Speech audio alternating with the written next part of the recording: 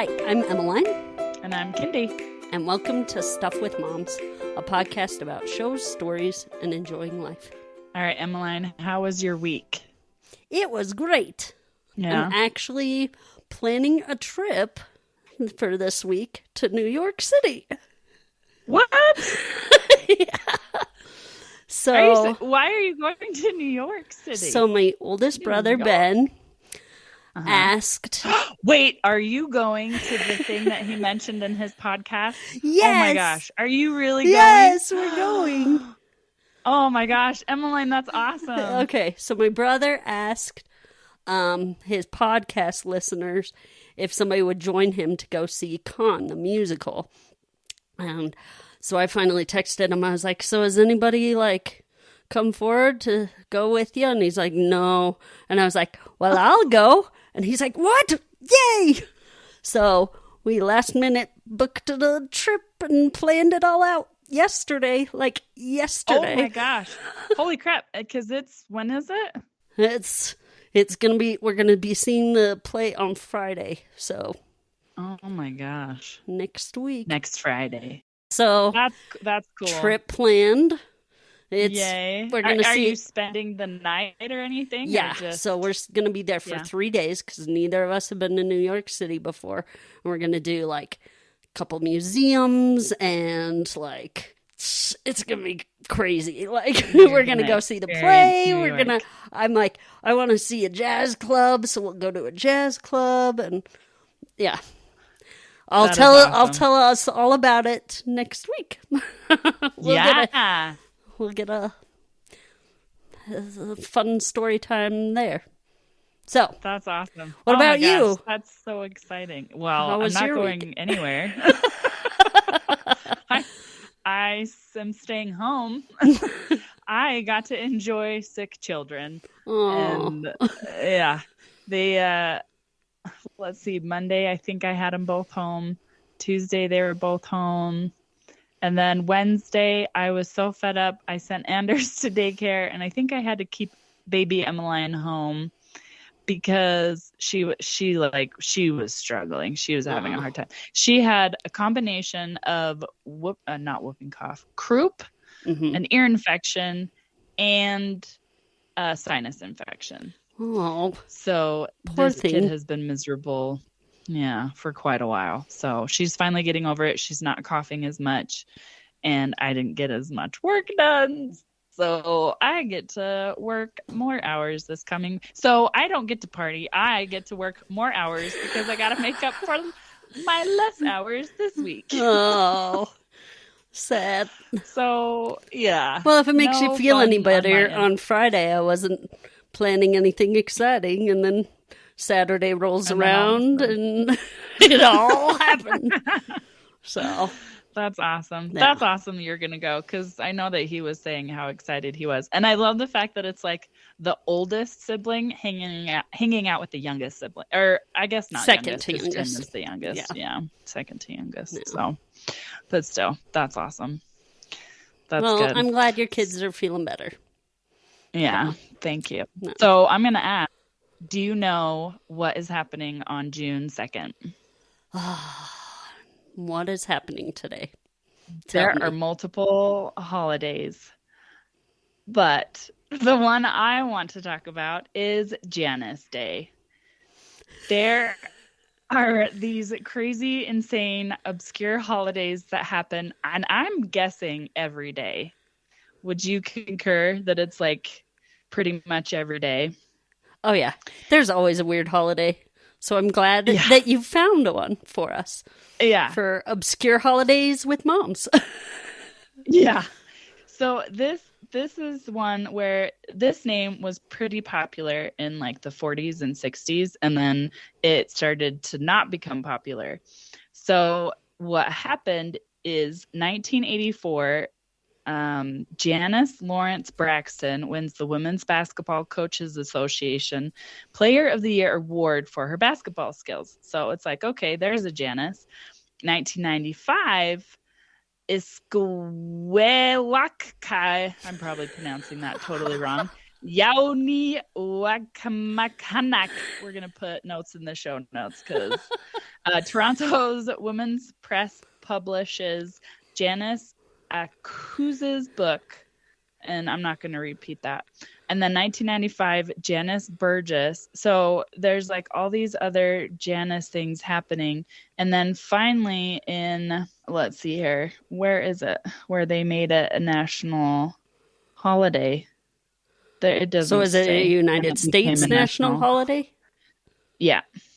Cool. Yeah, it's a United States national holiday. It's like the female version of John. And it's also the really fun, obnoxious, but gotta love her character in Friends. Janice. Janice. I'm like a foghorn. You want me. You need me. You'll never leave me. I totally botched that line. But you guys get it if you have ever heard of Friends. So that is our obscure holiday. That's lesson fun for the day. So all these fun Janices did cool things on this day, and so they made it a holiday. Yeah, and a Janice how you holiday. Celebrate, yeah, because you gotta do it a specific way. Apparently, it's you go out with a Janice. Do you have a friend or family member named Janice? Perfect. If not, then I guess you can't do that because I don't. List all the Janices in your locality or friend and family circles. I don't think I know any Janices. And then create a Happy Janice Day card and give it to all the Janices. All the Janices that you know. And if you don't know anybody, then you're going to have a really sad Janice Day on June 2nd. Well, Happy Janice Day, everybody, or Janices. And everybody love on the Janices in your life. Yeah, it's also Bubba Day too, which is interesting. Also a great name. Also a fun name. Yeah. Okay. Well, now for word of the week. Okay, so what we're gonna do is I'm gonna say the word, and Kindy gets to guess what the word's gonna be, and we'll take turns. So Kindy gets to torture me next week with a word. Yeah. Okay, so the word this week is eponymous. I'm so glad you said it because I'm like eponymous. Eponymous.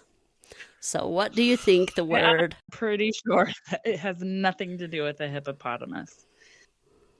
And I don't know any Latin, so I can't do any like, this says the root of blah, blah, blah, and who's it's and what's it. So I'm going to guess it does deal with hippopotamuses, and it is the Latin word for hippopotamus. That's great. Good guess. Okay, what is it? All right. Eponymous is used to describe something named for a person or group. So like a person or group, like the epitome. Is it like a kind of? No, it's so no. You know, like a self-titled album, like Taylor Swift's album titled Taylor Swift. That's an eponymous album. Or Ben and Jerry's ice cream. Okay, named after Ben Cohen and Jerry Greenfield. You know, that's an eponymous ice cream company. So there you go, everybody. Use eponymous in a sentence. Grow your vocabulary. There you go. Maybe we should have done an eponymous podcast. Yeah, we should have. The Adventures of Emmeline and Cuny. Oh, well, too late. All right, Emmeline. So how did we meet? Oh, it was 20 years ago. How long was it ago? Yeah, 2003. Holy cow. So we have known each other for 20 years. We met in Institute, which is a scripture study class. And Kindy was just the coolest chick in there. And I really wanted to get to know her. But I was nervous at first. So I totally was. Because you were just gregarious and, got along with everybody. And all the boys were always like, following you in a pack, and I felt like I couldn't insert myself into there. Get in. Yeah, I felt so out of place. I had just moved from Kanosh and into my sister's house. It was right after I graduated high school. And I don't even know how I met Mark. Mark was the mutual friend. Because did you know of him, or? He went to the high school that I went to. Okay. Yeah. And I mean, in that, it was a very small class. I think there was, 5 of us? 4 or 5 of us? I think there was more. There was more than that, wasn't there? I don't know. I don't think so. 8 of us? Oh. Maybe not. Yeah. Maybe we're just remembering the ones that we hung out with. Yeah, probably. Watch, there's 20 of them, and we're like, only 8. 8 to 12. Oh. Yeah. We'll have to ask Stacy Wardwell. Oh, yeah, our teacher. She was awesome. I loved her. Oh, my gosh. I loved her, too. Yeah, she was awesome. But yeah, and I remember thinking Emmeline was actually awesome and cool. And I don't know how we started to hang out, but we started to hang out. And I remember being friends with her. And I'm like, she is really awesome. I'm pretty sure she's going to realize how lame I am, and we won't be friends for long. But I'll just enjoy the ride while I can. And here we are, 20 years later. We are still friends. Yeah, thankfully. Oh my gosh. The thing is we just got along in every way. Like, I can't think of an instance where I was like, oh, can you drive me crazy? Not ever. Yeah. Like, everything you did, I was like, it's the best. She's the best. Maybe you drank Kool-Aid or something. I don't know. Kitty Kool-Aid. Kitty Kool-Aid. She drank it. Yeah, and Emmeline has always challenged me in a good way, because you're very creative and very imaginative and fun. And so there often in my life I'm quite lazy, and so there's times where I'm like, I think of Emmeline, I'm like, okay, she'd be really creative here, so I really have to try. And so Emmeline makes me put in effort. Which, in a good way. It's not anything bad, in a good way. Yeah. Okay, so I gotta tell a story from my sister with that, in a good way. She was pregnant, and so she had this shirt that was kind of like yellow or orange. Oh, I'm gonna mess up this story. We'll have to have her on as an interview to have her actually tell the story. But she was like very orange and yellow, and she went to this like group thing, and a lady came up to her and was like, "Oh, you just look like a lion, in a good way." That's the weirdest thing to say. Okay. Thank you. And so now she jokes about "in a good way" whenever somebody says it. Says that? Yeah. In a good way. In a good way. Because everybody wants to look like a lion. That's weird. Yeah. I would have thought like you look like sun. You look like sunshine. Yeah, that would have That's been what nice. I was thinking that she would have said. You look like a lion. Rar? It's the weirdest thing ever to say to someone. Oh, but it is. I'm sure I've said weird things. That is weird. We'll have You to look get like a lion. We'll have to get her on to tell us. Yeah, because I might have butchered the story. Yeah, you probably got the main points. Yeah, she'll add flavor. Yeah, she will with it. Yeah. So anyway, now Kindy and I are far apart. We can't see each other very often, and so we were always like we were using the Marco Polo app to talk back and forth to each other, because mom life is crazy. And so that made it so that we could chit chat and still see each other's faces. Because I love your face. I love your face. I love your face. Oh, do you remember the commercial we watched a long time ago? And we do this often We haven't done it in forever, but I was thinking about it the other day. It was a cell phone commercial, and the mom and the daughter were yelling good things to each other. Oh yeah, instead of Do you remember like that? in an angry way, but it was nice things. Yeah, and then we would do that for a Yeah. while. I love you so much. You're so awesome. You're like the best person in my life. Yeah. How dare you look so fabulous today?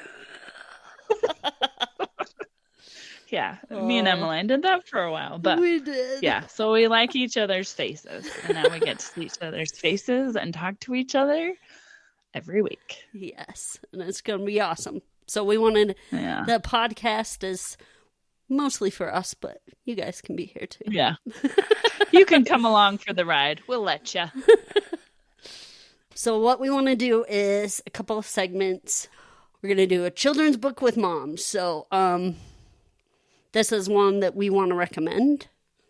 Mm-hmm. It's called I Want My Hat Back, and it's by John Clausen, and there will be a link in the show notes. So Kindy, what did you think of this book? Oh man, it was a wild ride. That I did like the artwork. I thought the artwork was really, really well made. It's always interesting to have like the author do their thing, and then the artist is totally different, and they just kind of like come and bring the story together. But I think the end was the most surprising and shocking. And if you were a child, it would go right over your head. But as an adult, it's like kind of horrifying. Or just really funny because he's a bear. Because it's so hit. It's a bear. And it's like, oh my gosh. Because it's a kid's book. It's a bear in a kid's book. Do we want to ruin it right now, or do you want to tell them the synopsis of the 20 page book? I don't know. 20 lines of words. So the bear cannot find his hat. He has a hat. He wants it back. So he goes to all these animals, and he goes to, and like the bear's kind of like just taking the animal's word for whatever they say, even though like the bunny has his hat. He's like, have you seen my hat? I want my hat back. And the bunny's like, no, I haven't seen it. Why would you ask? And it like goes off on this paragraph of like, no, I don't have your hat. Leave me alone. So the bear's like, okay, and just walks away and goes to the next animal. Well, then he's like, oh, wait, hold on a second, because he's talking to another animal, and he realizes who has his hat. He goes back, and he eats the bunny. Of course, it doesn't say that, but you assume that because the bear is sitting where the bunny was with the hat. And he on his head, he does say, I wouldn't eat a rabbit. He does say it. Yeah, that's right. So he says it. So the denial makes you think it. So. Yeah, because the bunny denied it. So you're like, okay, well, the bunny denied having the hat, and he had the hat on his head while the bear was talking to him. This really is a good book, guys. It is. It is actually pretty awesome. We have a link to it. Check it out. It's actually really fun. It's one of those books that is, you know, if you're going to have to read to your kids, because sometimes it can get tedious, the same book over and over again. This is one that kind of is geared towards children, but also has something for adults. Yes. Because kids don't catch on to it. Oh, yeah. It's the best when you find a book that you can enjoy reading over and over. The one thing I like about it, the narration is character dialogue. I love books like this because I love doing voices. Like, I love making up weird voices for different characters. And what's funny is my kids kind of pick it up. And when they read stories, they'll do character voices. And I love it so much. Oh, yeah. It's the best. So, it can also lead to like a really good discussion on being honest. Because the bunny lies. And what's the consequence? He gets eaten. But so no, you heard it here, kids. If you lie, you're gonna get eaten by a bear. And that's good.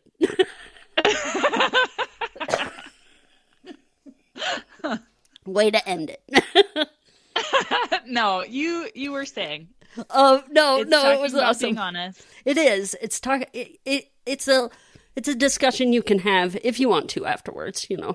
It's important to tell the truth. But bears eat rabbits, so that's gonna happen sometimes. Nature. Nature. Yep. And then it's also a good way to talk to your kids about nature and how the world turns. It's the circle of life. Just think bears turn into carrots and rabbits eat carrots.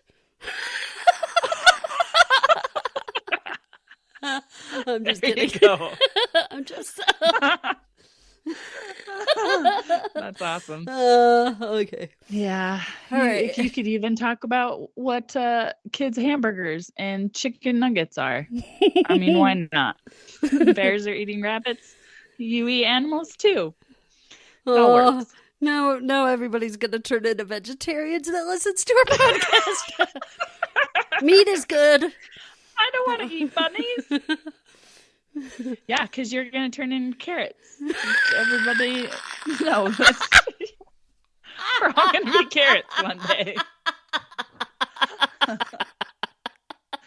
Which is awesome. All right. So you also have, what did you think about the artwork? Oh, okay. So it's kind of like sepia, that like has a brownish tones to it. And I like it because it's a little bit different. It doesn't have like it's kind of like watercolory. So I think it's just different. It's nice when you come across books that the artwork's different. It isn't like the black outline, one color picture. Like it's different and it's pretty. So it's fun to read. It's fun to laugh at, and it's beautiful to look at. So there you go. Two thumbs up from this, Mom. Yeah. Well, same here because we're talking about it. Because we loved it. So okay. Yeah, it was fun. We want to get into our kindness story for this week. So this is a story about Vernon Jackson. And Vernon Jackson is a barbershop owner. And he decided that he was going to go in on his day off to treat clients with special needs. Because he heard, he's like, I was hearing so many horror stories that parents were going through with other barbershops. And just the barbers or stylists having no patience with their child. So Jackson said, I figured I would compromise by coming in on my day off so there were no other barbers or stylists in the shop. And I would give them my full attention. Which, come on, that is so cool. Yeah. Oh, I love it. And so he started Especially doing it. Kids with autism. Kids with Yeah, that is hard though. Because there are lots of distractions. Some kids with autism can't handle not it. like people.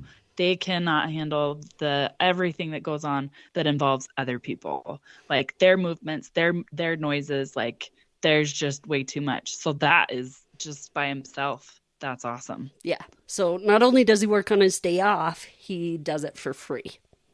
Okay. So man, when he awesome. When he first started promoting it, that he was going to go in on his day off, a friend of his, he inboxed him and said, "Hey, Vern, can I sponsor a haircut?" And sent him money to sponsor a haircut. And then more people asked him about it. Oh my gosh. And so he started up a GoFundMe. And it's called The Gifted Event, okay? And we'll have a link in the show notes. So if you want to contribute to the GoFundMe, The Gifted Event, he's taking the money now, and he's trying to get people that are from farther and farther away, and he's giving them the money to cover to get to him the travel costs. Oh my gosh, that's awesome. Yeah. Go, Vernon. Yeah. Way to go, Mr. Jackson. That is awesome. If you want to contribute and help a kid with special needs, get a haircut. There you go. Yeah. That is awesome. Oh, that's awesome. Okay. Do you want to say we are going to tease up what we're going to talk about for our next episode before we get into our main segment about talking about Daredevil? Spoilers, everyone. If you don't want us to spoil anything, you can stop listening now, or at least after the quote, and then you can watch Daredevil or whatnot. We'll just be talking about season 1. So, but yeah. So I think, Emmeline, you should read our quote. Okay. Yeah. Should I do it in an accent? And everybody will be like, that didn't sound like her at all. So this is from a movie. See if you can get it. And we'll tell you at the end of this. So you really are only playing on your own. So this is a see if you can get it. Game. Yeah. Okay. I swear, if I don't get my Tristan back as he was, I'll be a personal poltergeist. Perfect. So there's a quote. And what do you guys think that is? Where do you think that's from? Okay, so we are going to kind of give an overview and what our mom rating is. So what that we you liked can about it and didn't like about it. Yeah. So and Emmeline's got some sweet facts about it. Oh, some trivia. I found the coolest trivia, guys. Okay. So here's the first question, Kendi. When did you first hear about the show? And don't tell me it was me. It wasn't me, right? It was. It was. Yep. It was you. It was you. Of course, I've heard of the Daredevil, and I've seen the one with what's her face and what's his face? Ben Affleck and Jennifer Garner. Yes, I've seen that one. It's been a long time, so I don't remember. I remember watching it, but I don't remember having strong feelings about it. And obviously, it was not very good because I don't remember a whole lot, and there are a lot of reviews about it not being good. So I know of Daredevil, but I didn't realize there was a series until we were talking about it like 2 or 3 weeks ago. So that's when I first heard about it. What about you? Well, you're kind of in like the comic world, though. I not like am in it, but not in it. But I love comics. I love comic shows. I love comic book movies. I love all of it. I'm a fan. So I actually, because we didn't have Netflix at the time, but I actually saw on social media this clip of this dude having this like fight in a hallway, and it was long. Oh, okay. I remember. I know what scene you're talking about. Yeah, and I'll have some trivia on that later. But I was like, "What is this?" Because when I was watching it, I was like, "Oh my gosh, I wonder what it was like to film this scene." Because oh my gosh, you guys, it looks like the tiniest like stairway. It's like a hallway. Hallway, yeah. Like not the hallway, but anyway, okay. We'll get to I think it. I botched that. Yeah. But yeah. So I saw that excited on social media, and I was like, "What is this? Whatever, okay." And then, so we have Disney Plus, and it shows up, and I was like, "Wait, they made a Daredevil series? Like, why haven't I heard about this?" And all 3 seasons popped up, and I was like, "Where has this been?" And then I read up on it, and it was on Netflix, and I had no idea. And I was just like, okay, binge watch time. And so I totally watched it all right away. Oh, you did? Oh, yeah. And then I watched it again slower. But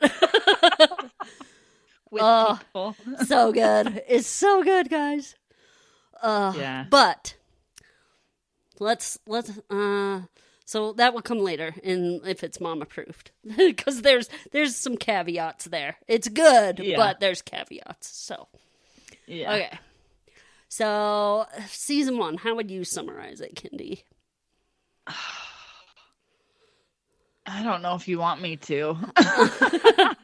Okay, so we kind of get like the first episode that kind of talks about Daredevil. You kind of see his little origin story, which is great. Yeah. And let me tell you guys, comics to series, very well done. Like it's what happens in the comics. So very well done. Oh, is that? Oh yeah. Oh, okay. Because I can't remember the movie version. I can't remember what happened with that one. I think it was when he was older, or was it when it doesn't matter. This one was good. It presented the proper ways of him receiving his powers. Yes. His abilities. Yes. I guess. And so he doesn't have, the hallway scene that we're talking about happens in episode 2. And the thing is about this, you guys, is this hallway scene that's like 5 minutes and 32 seconds long is what is a one take. A one take. What? Yeah, it's called a oneer in the industry. And I totally know industry words. No, I don't. Other podcasts I listen to reference them as oneers. So there you go. Didn't they do a movie that was a oneer? It was like the whole movie was one shot. Whoa. Yeah. Or maybe I'm getting confused, but Emma Thompson, I want to say, was in it. Now we're going to have to look that up. Right? Yeah. Okay, oneer. Okay, remind me of the hallway scene, because I'm thinking of so season 2. It's the one. Oh, there is one in there too. They had one every season that was like a big, long thingy. The one in season 1 is when he goes to rescue the little boy that got stolen from the dad out of a car.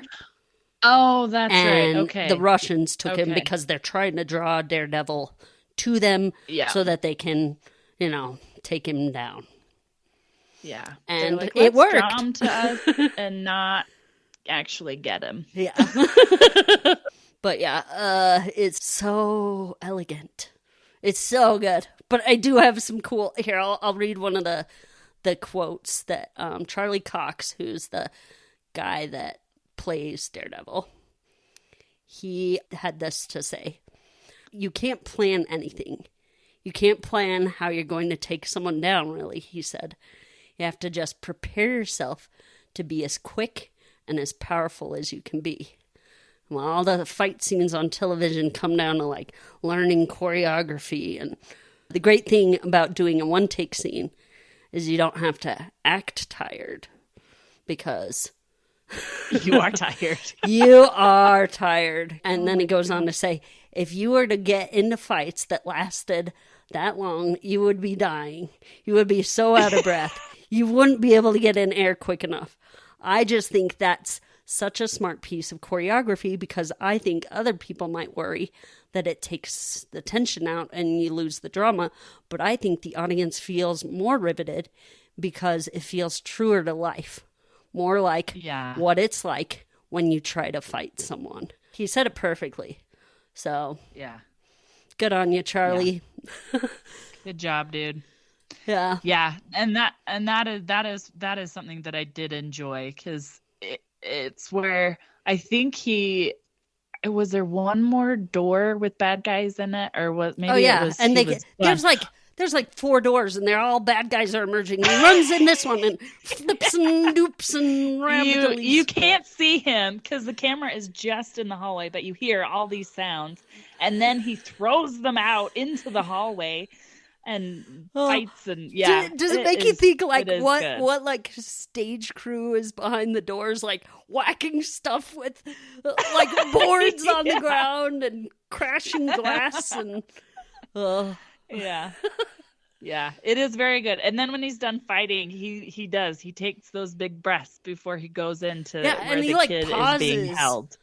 He like pauses and like hands on knees, and he's like, yeah, trying to catch his breath. Well, and he even stops at the door. He like, I don't know if it's supposed to portray that he's like, okay, if there's anybody in here, I've got to fight them. So let me collect myself while no one's attacking me now. But yeah, or he's just collecting himself because he knows the kid's in there because nobody's coming after him and it's a locked door. Right. Why would thieves lock themselves in rooms? They wouldn't. So I love that he's like, just takes a breather. And the thing about this is that I realized this while I was watching the second season. He can't use his eyes because he's blind, and I don't watch blind people, but he has to use his facial expressions differently. He has glasses on half the time. He has a mask on half the time. So he has to act with his lips and his chin and his like cheek muscles. And he does a good jaw muscles. His cheek muscles.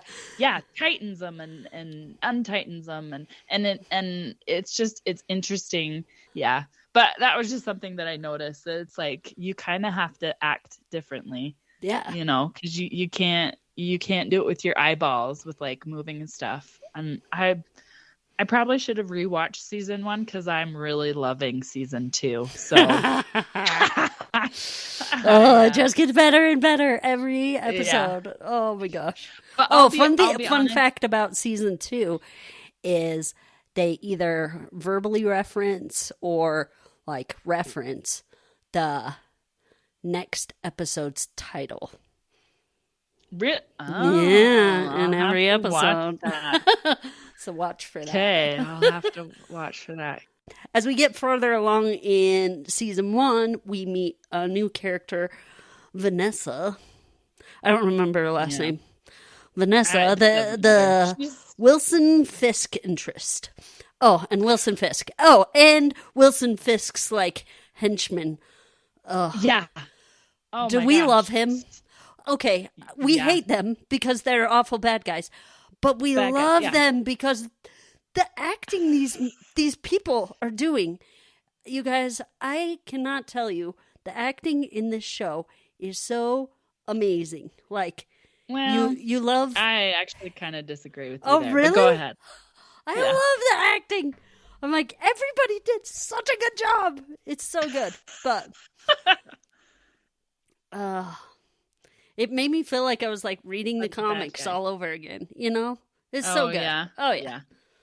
So, but we meet Vanessa, and she's an art curator, and Wilson Fisk comes in to look over some art, but we find out that's not the only reason that he's there. Yes. We don't know how they met or like what the pretext was prior to that. And it's fine. It doesn't really matter because he's not our main character. But yeah. Did you know he gets there just as much, like almost as much airtime as Daredevil does? Like, I'm not surprised because he does start to towards the end because they try and make him be a mystery, and that's one thing I did enjoy was that they're like they don't say Wilson Fisk, like his main man says my employer, like we call him my employer, so we don't even know who this employer is unless you're a comic book fan and you totally know who it is. yeah.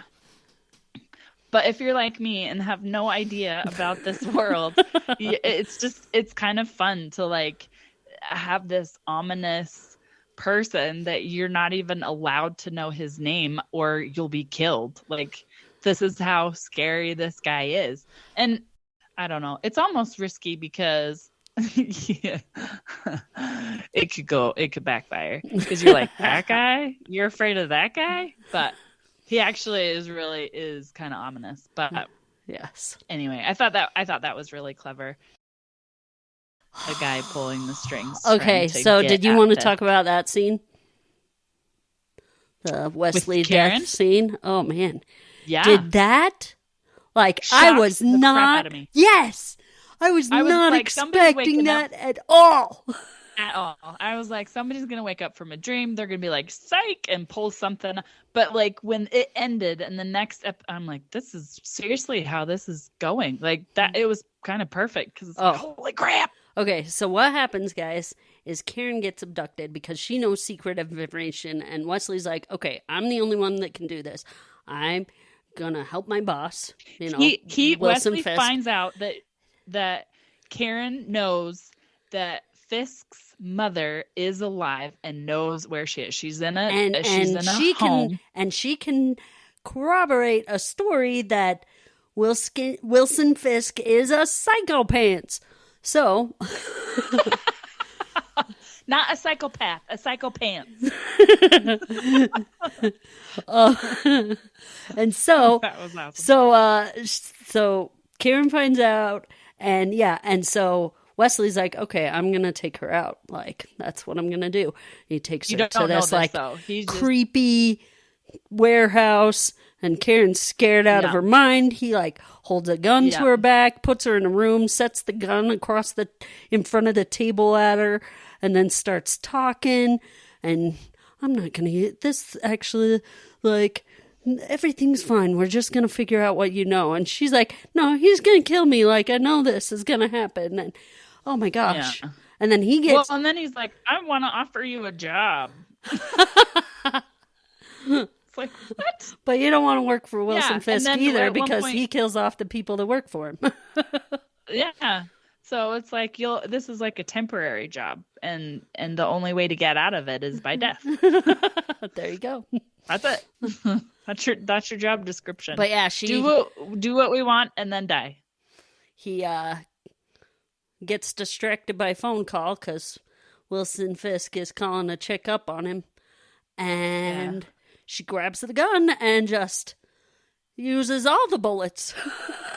Oh my gosh. Well, she doesn't even shoot because he's like, you think I'm that stupid to put a loaded gun in front of you. Yeah.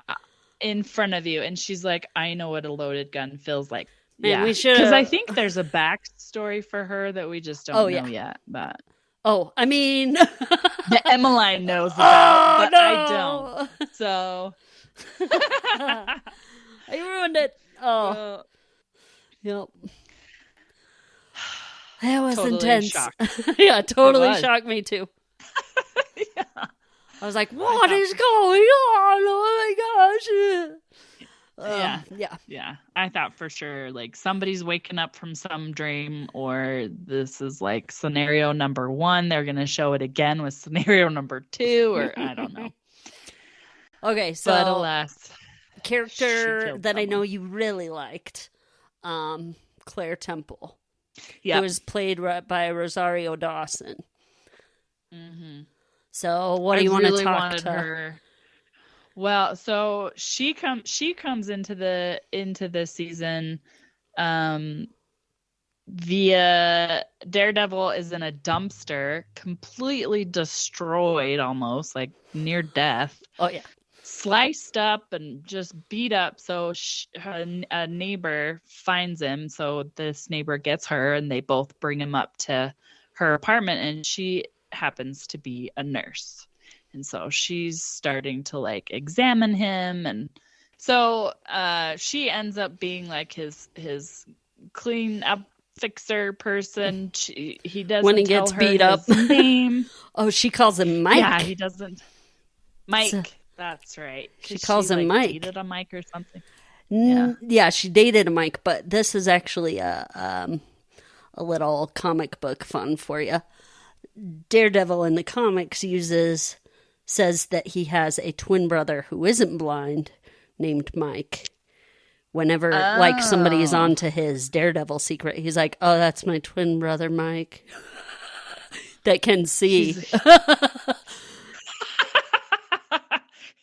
Yeah, his mask he can't see. So there's a fun little thing for you. So that she calls him Mike. Oh, nice. Is a kind of a reference to that comic. To the comic books. That's kind of cool. That kind of makes you feel good as a connoisseur of the comics to have that tied in. So that's nice. So they're like And then she gets kidnapped. I think it's the next episode she gets kidnapped. Because they're kind of like, ooh, we have feelings for each other, but they don't really like act on it, but they kind of, and then, yeah, she's like, I can't handle your life. It's too stressful. Yep. So that was the end of Claire. She still like, pops in there, here and there when he really needs help getting fixed up. So yeah, but yeah, there was a very short-lived little mini romance there. Very short. I was so sad for Murdoch because I'm like, but he needs someone to love. Okay, people, if you don't know this about me, I'm a sucker for love stories. Oh, we both are. Yeah. Just be forewarned, there's going to be a lot of reviews of love stories on this podcast. Yeah. So if we have any dude subscribers, I don't know if that's going to happen. Maybe your dad, maybe our husbands, who knows? But if we do, we're really sorry. We'll talk about the cool punches too. Yeah, there you go. But yeah, so I was just really sad.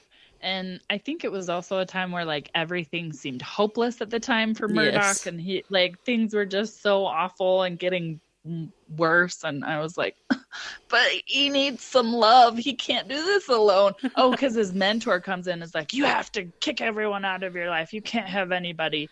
And his mentor is like really cold hearted.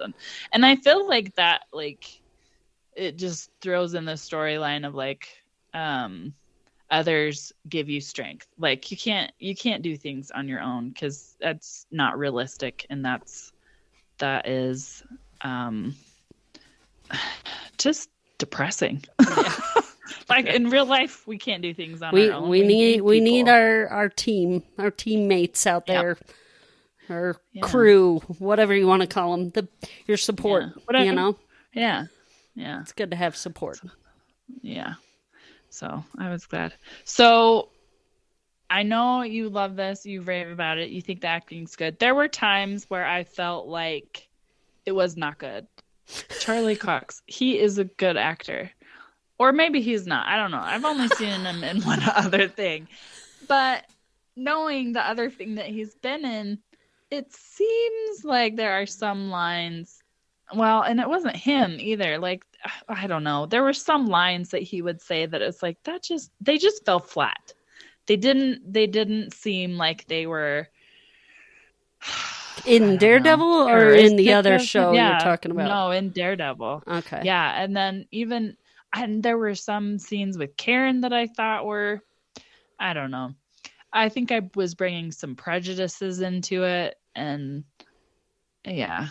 No, think what you're gonna think. If you don't, there's things I don't like about it. There are times when it's so violent that I'm like, my eyes, like I can't watch this. I wish I was blind. No, I don't. But like, I close my eyes and I'm like, I can't watch this part. It's so gruesome.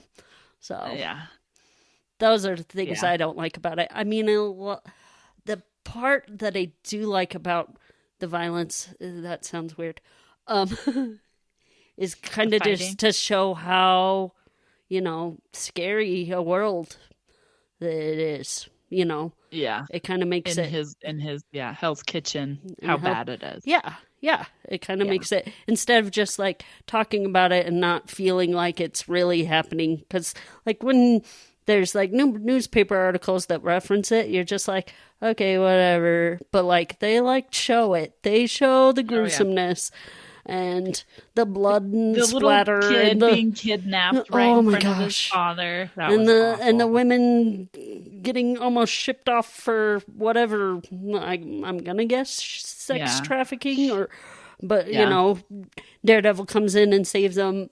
There's just stuff that it's like you feel like, oh, there does need to be a Daredevil helping people.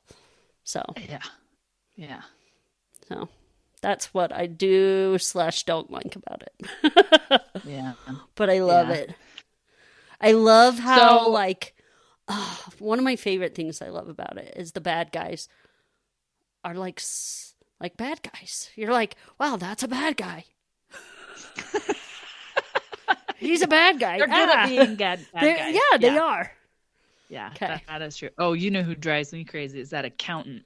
Fisk's accountant is so annoying. Okay, so do you know what? Annoying. I'm like, how is it that you guys do not get a new accountant? I'm guessing it's hard because one, you got to make sure that they're dirty, and two, you got to make sure that they keep your money straight and not steal it out from under you, even though he tries later. But that's another story. So a fun little tie-in to that is, have you seen Shawshank Redemption or heard of it? Yes. So he is the prison warden. Yes. And do you know what he makes? He makes him be his accountant. The prison's accountant. Isn't that a fun little tie-in? I guess. The main character is his prison accountant, and then he's the accountant in the show. I thought it was funny.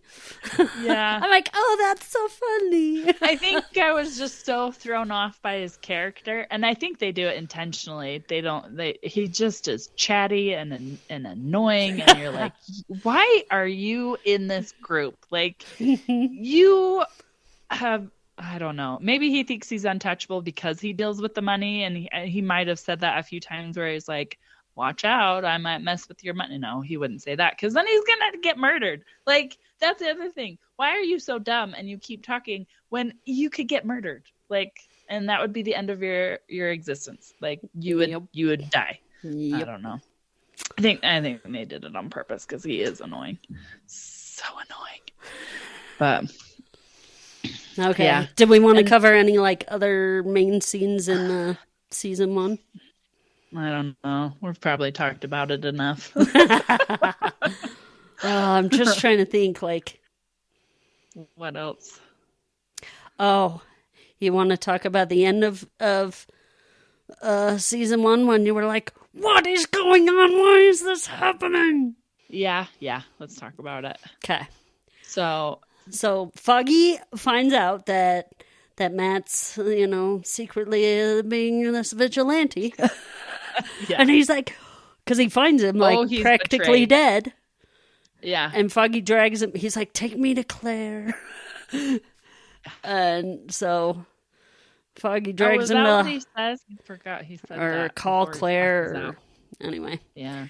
And he's like, I found you dead and you can't do this. And Kendi's like, yeah, I love their friendship. This is going to ruin them. What's going on? Yeah, I was so sad. Yeah, I was so sad because I was like, they can't be done at all.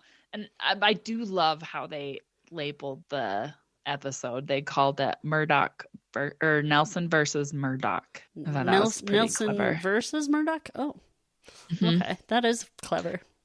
Yeah, I did like that. And the only reason I noticed is because, I'll read the titles of the episodes, but we ourselves are making titles of episodes. So that's kind of why I paid extra attention to that, probably. But yeah, I thought that was interesting. Yeah, and I was so sad. And I was like, come on, this is your buddy. And they kind of do flashbacks of how they met. And Foggy just the fun college normal, scenes. Yeah. Yeah. He's like, I thought you were you can totally tell when people are good looking. I knew it. Yeah. Yeah. And there's this running gag that Foggy always is like, and she's totally awful looking. We won't be interested in her at all. And Matt's like, okay, whatever. And then she's like this good looking lady that they have interactions with. And Matt totally knows. And when Foggy finally figures out that Matt knew all along, and he's like, I'm so mad at you about that and about everything else. Yeah. Yeah. He brings that into everything else that he had lied about and all along. Yeah, that's a hard line. And movies touch on it a lot. Where they're like, when's the right time to tell somebody about something? And there comes a point in time where now it's been too long, and now you can't tell them.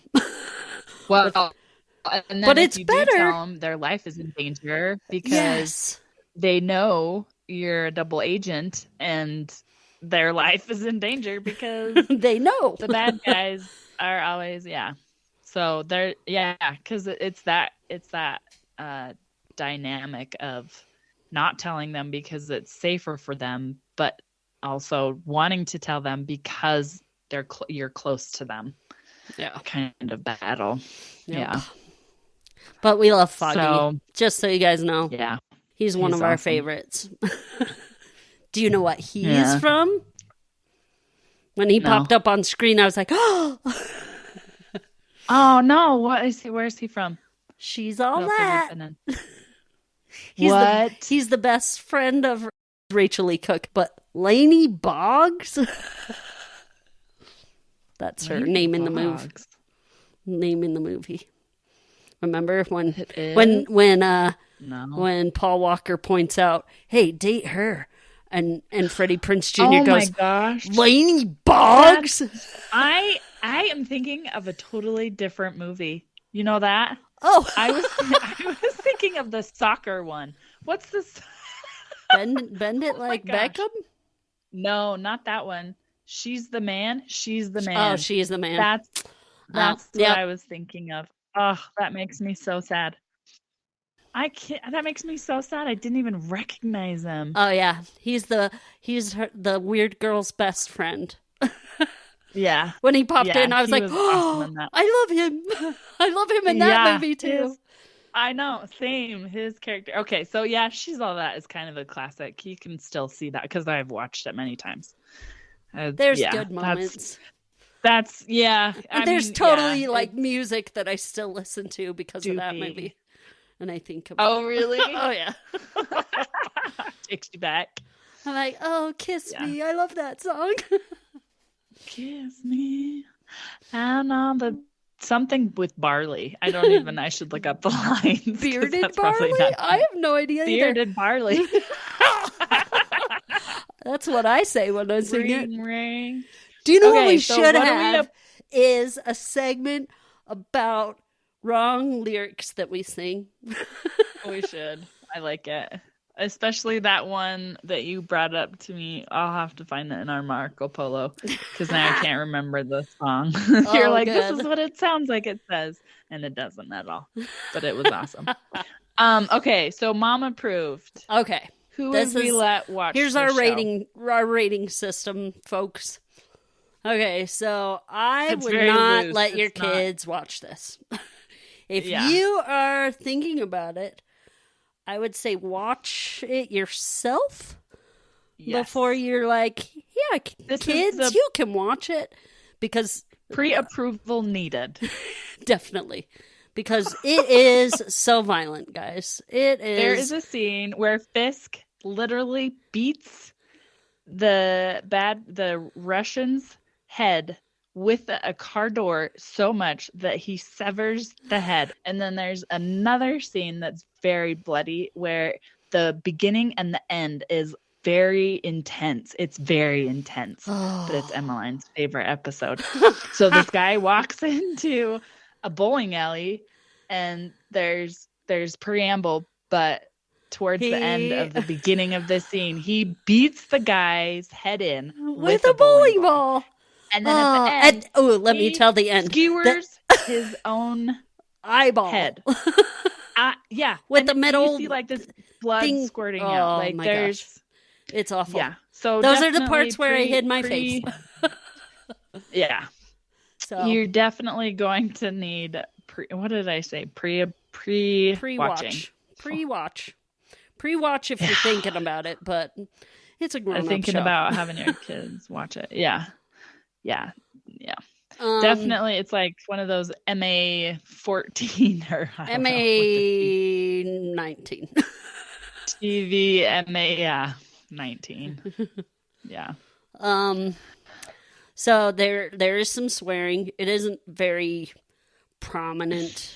There is in the entire series there is an F word, but it's like offhand you might not even notice it.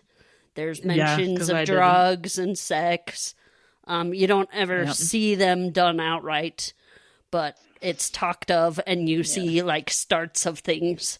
So there is like stuff like that. So I would suggest just for adults. Yeah. Or mom approval. So. Yeah. So not for your kids, folks. Yeah. Here's some more trivia that I wanted to touch on. Okay, so for the comics, Stan Lee, one of the writers and co-founders of Daredevil, he said that he was worried that blind people would be offended at how far he exaggerated the way that blind people, their remaining senses are enhanced. And so... Oh, gotcha. His fears were like, calmed when he got letters from organizations like the Lighthouse for the Blind, which said the blind people, they enjoyed having Daredevil read to them. They loved having like a blind superhero. Really? They loved it. And then Netflix, awesome. And Netflix, when they made the show, it was the first to have descriptive video service added to it. And Netflix got it done in 4 days. Like, they're like... Holy crap. Yeah. So, way cool. So, blind people that's awesome. Support their superhero. Okay, here's another one. The Marvel Cinematic Universe owes its existence to Daredevil 2003, the one with Ben Affleck and Jennifer Garner. So, while playing Foggy Nelson in the film, Jon Favreau spoke to Marvel about directing what would eventually become Iron Man. What? Yeah. Wow. So he was Foggy in it. Huh. And he was like, this is awesome. Superhero movies are awesome. So he got the ball rolling for Iron Man, which was the first, of the Marvel Cinematic Universe. Oh, yeah. Huh. Isn't that fun? That is fun. That is cool. Okay. Let's see. Oh, Charlie Cox, the actor who played Matt Murdock, I told you this one, had never heard of Daredevil prior to being cast. He only found out that the character was blind the day before his audition. He was like, I'm going to be... Before. Yeah, okay. I'm going to be blind? Oh. And he still did it. That just shows you how he was dedicated, I guess. I don't know. Yeah. Or needed a job. I don't know. Wanted a job, I guess. They love it. Like, both him, Charlie Cox, and Vincent D'Onofrio. I don't know how he says it. D'Onofrio. They love playing their characters so much that they told the press and the fans that if asked, they would totally keep playing the parts. So this was before, this was when Netflix canceled the show, and before Disney was like, we're going to put you in other stuff. And good news, Disney Plus is making a reboot slated to come out in 2024. Any more trivia? Yeah, there's a couple more. The Wonders, there's one each season that they try to do, at least that I remember. The one in season one is 5.5 minutes. So just think, long. The camera and in that going, hallway. No cuts, like 5.5 minutes. Like, no wonder he was so tired, right? Yeah. And then season 2, that one's about 3 minutes. And then the one in season 3 is 11 minutes long. So you have that to look forward to. Sweet. So good. And it's interesting too because there's a point, because when I was watching it by myself, there's a point where it's like, it's fighting. I don't know. For me, whenever fighting happens in the hero film, they're fighting. Okay, they need it to move the plot along, and it's like, if you've seen it before, you see it, And there's there's times where it doesn't look that good. Like, I can't think of anything in season 1, but there is in season 2 where I'm like, that was you should have that should have been a retake. But Kindy the director. Anyway, so yeah, I doubt that one. I don't know what it is. I love whenever I watch a movie, or a show. It's either the first or the second time I've seen it where I will watch the background. I love watching all the mistakes that they have made in creating the movie or the TV show. Like, for example, yes, people, I watch vampire movies and shows. It is a what are those shameful things that you do that you kind of hate to admit? Shameful. What is that called? It's just what you like. Especially with one of the shows that but it's so dumb that it's like, but I still guilty like pleasure? Because I know what you're guilty pleasures. Yes, thank you. But why can't I think of Twilight? It was like the last movie, the fourth movie, where there's a fighting scene. Okay. And all the way in the back there are two people fighting, and they were literally like, they're probably like, they couldn't actually touch each other. Where I need to. They're not touching each other at all, but like one punch is thrown and the other guy falls backwards, and you're like, oh my gosh. I know you guys aren't the main scene, but come on, be a little more. Anyway, there's TV shows that I catch things on, and I don't know why. I think because for me, it's like gold. It's like, I'm the only one who caught this. I can pay attention to detail, even though it's not that at all. Oh, I'm a secret editor of books. When I find like misspellings or like wrong use of punctuation, grammar. Yeah. I'm like, oh, their editor didn't do a good job. I'm the secret editor. You're the secret director and I'm the secret editor. There you go. Yeah. There's a series that I like to read, but I hate reading it because the author, I hate how she writes the book. But I love the storyline. You actually have introduced me into it. The Shadows, what is it called? They did a movie. They did one movie, and you're like, I hate who they got to play as the main character. Red hair. She didn't know she was in the secret world, and I can't her mom was part of them. Well, anyway, not when we figure it out, probably get link back in the show notes. If we figure it out. Okay. Shadows, but not shadows. So I have one more trivia. So this one's a fun one for Teenage Mutant Ninja Turtle fans. Oh, Mirage Studios was originally intended as a parody of Daredevil.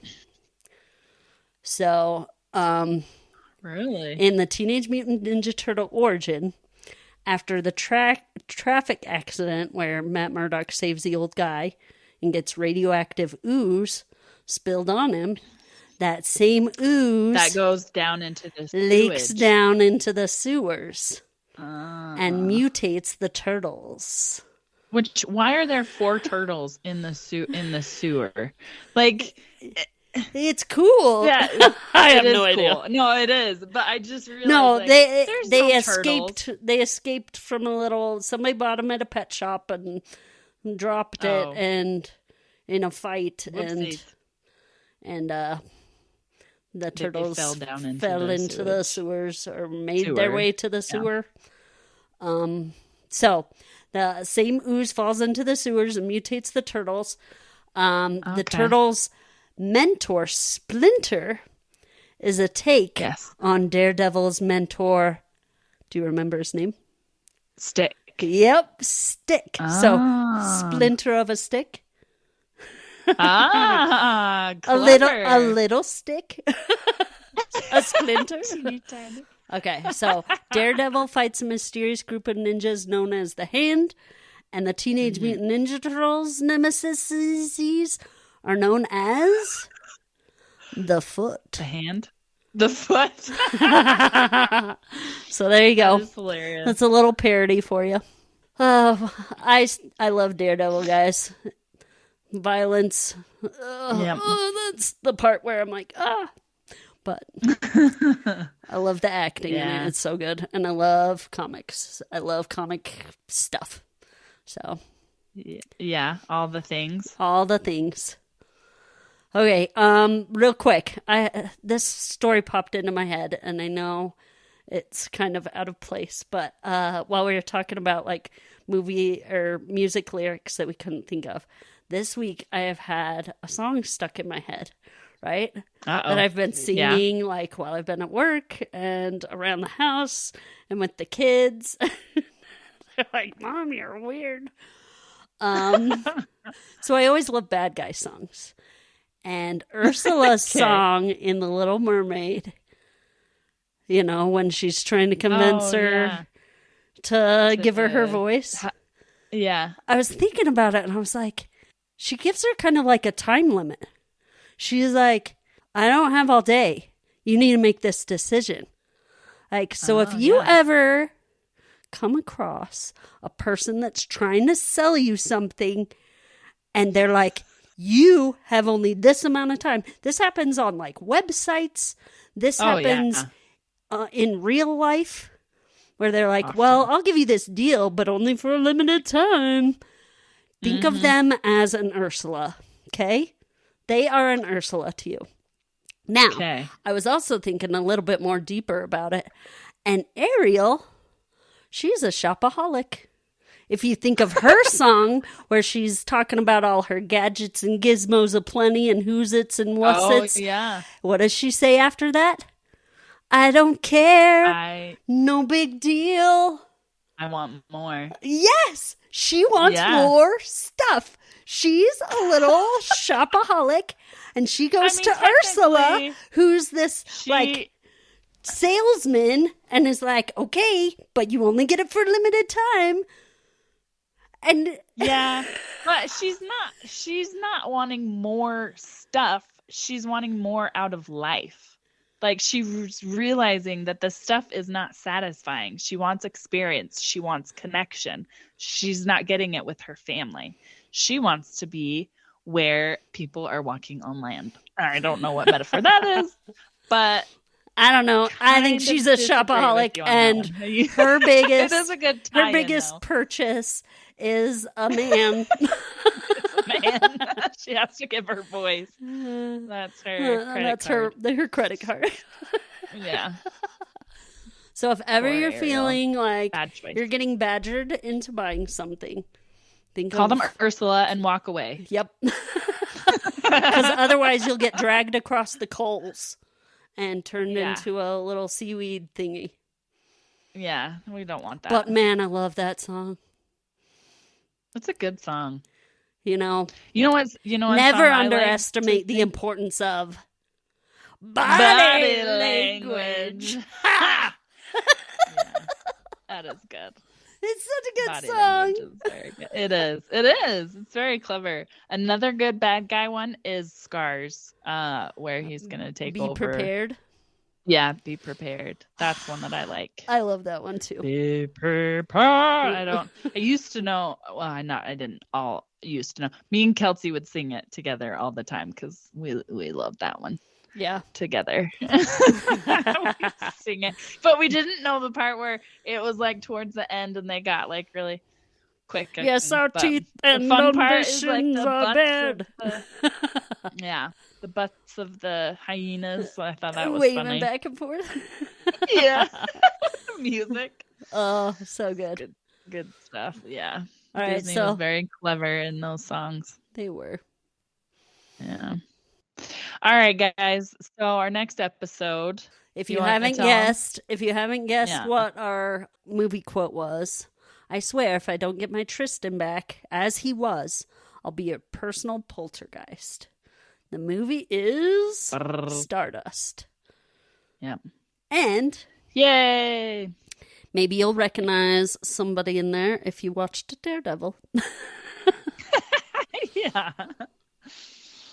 Figure that mystery out. We are going to have a guest on our next podcast. We are going to have Lorenzo. He is going to talk to us about coding a video game on Scratch and what that was like. And that is Emmeline's oldest son. He is how old now? Do you want to tell him how old he is? 13. 13. That's so weird. You have a tween. teenager. He is a teenager. Yeah. Isn't a tween like 10 to 12? Oh, no, 12. I think 12. Is 13 it just is 12? your teenager. I think it's 12. Oh. I don't know. I don't know who made it up. I thought it was 10 to 12. I thought it was just 12. Because it's like, it could be 10 to 12 because that's kind of like the age of where you're like, you're no longer a kid. Like, you don't feel like you fit in with the kids, but nobody wants you around. The teenagers and adults don't want you around. Is that how we call teenagers? We don't want them around. No, we love you, teenagers. No. I mean, like when you're hanging out with family members, if you have kids of varying ages, the older kids don't want the 10 to 12-year-olds, and the 10 to 12-year-olds don't want to hang out with the little kids. And the grown-ups are too boring for the teenagers. And so nobody likes anybody. But interesting enough for it's all downhill. It's all bad. Name that show. It's all downhill. Although I don't know. It's all bad. That one's really vague, super vague. She goes, the percentage rate of divorce is 50%. So it's all bad because she's talking about marriage. It's Parks and Rec. Anyway, I'm going to be quoting a lot of Parks and Rec because I'm watching that. Although I will be switching to a different TV series that Emmeline so graciously sent me. This is my way to get her to watch it. Smallville. Yeah. She loves it. And I should have by now, because I try and support Emmeline in all that she does, even though I failed once, so I don't want to fail again. And that's why I will watch Smallville for you. What did you fail once at? Oh, trying to watch Smallville? No. Yeah. No, it was because I think I tried before. No, it was your Mary Kay adventure. Ugh, don't even talk about that. I was not supportive on that, so don't even worry about it. I was not supportive on that. You were so excited at first, though. Well, see, I think I was like, I'm gonna make this work, and then I realized I was not a salesman. I was no Ursula. I was not an Ursula. No, that's good. It's good that you're not an Ursula. Because oh man. All right. Well, we appreciate you guys listening to us and help us grow. So like us on whatever podcast listening device of your choice or what you're forced to based on your phone. Tell others, share all the good stuff. We want to thank Red Productions for the music, our transition intro and going out, and thank you for lasting to this point. We appreciate you.